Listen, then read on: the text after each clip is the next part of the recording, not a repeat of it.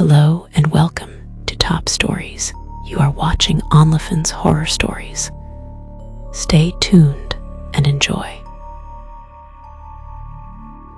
The city lights were supposed to be my fresh start. New York, the place where dreams came true.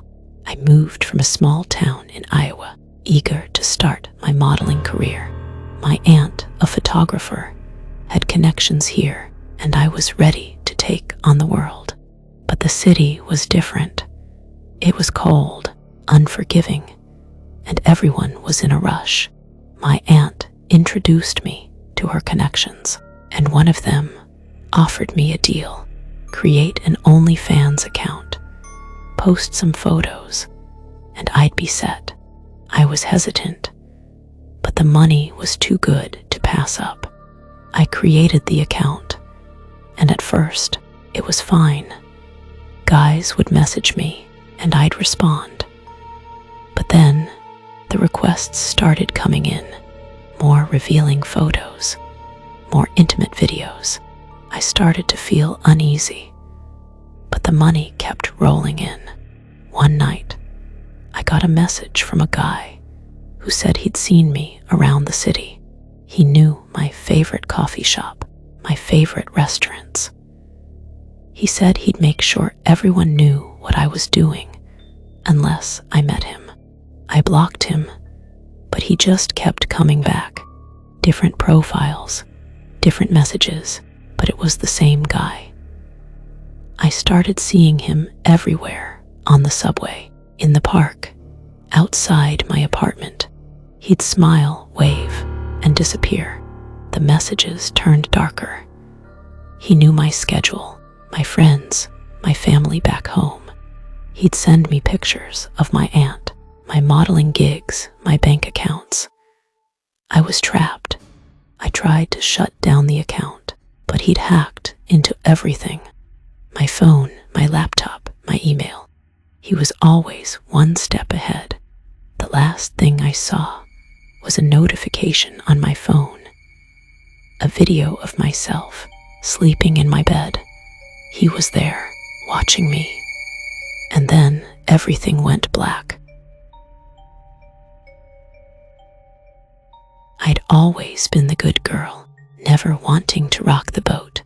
When my friends started joining Onlyfans, I felt like I was being left behind. They'd show me their screenshots, laughing about the money they were making, and I'd feel a pang of jealousy. They convinced me to create an account, promising it would be fun, easy money. I'd just post some tasteful photos and I'd be set. But it quickly spiraled out of control. Guys would message me, asking for more, and my friends would egg me on, saying I was being prudish. I started posting more revealing photos, trying to fit in. But the more I posted, the more I felt like I was losing myself. The comments and messages turned mean. Guys saying I wasn't doing enough, that I was boring. My friends would see the comments and tell me to ignore them, but it hurt. They didn't understand the pressure I was under. One night, I got a message from a guy saying he'd share my photos with my family unless I posted a video doing something explicit. I was trapped. My friends were my enemies, and I was my own worst critic. I tried to delete the account, but they'd already screenshotted everything. Now I'm living in fear, wondering when it'll all come crashing down. The last thing I saw was my front door opening by itself. The lights flickered, and a figure appeared in the shadows. It was me, the Onlyfans version, smiling, seductive, and coming for me. I'll never forget the night I discovered my Onlyfans account was more than just a flirtation with anonymity. I was a teacher, a mom, a wife. The profile was mine, but the content wasn't me. I got a message from a parent at school. We need to talk about the videos online. My heart sank. They knew it was me, selling explicit content, posing in ways I'd never dare in real life. But I hadn't posted those. I dug into the account, and my skin crawled.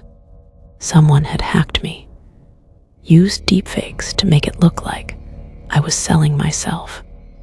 The subscribers were my colleagues, my friends' husbands, even my dentist. They were paying to see intimate moments, thinking it was me. The messages started coming. You're a whore. We want more. I deleted the account, but the damage was done. My husband left. My kids were bullied at school, and I lost my job. Now I live off-grid. My face changed, my identity hidden. I see the account sometimes, still live, still selling. They say I'm a star, a fantasy, but I'm just a ghost, haunting the shadows of my own life.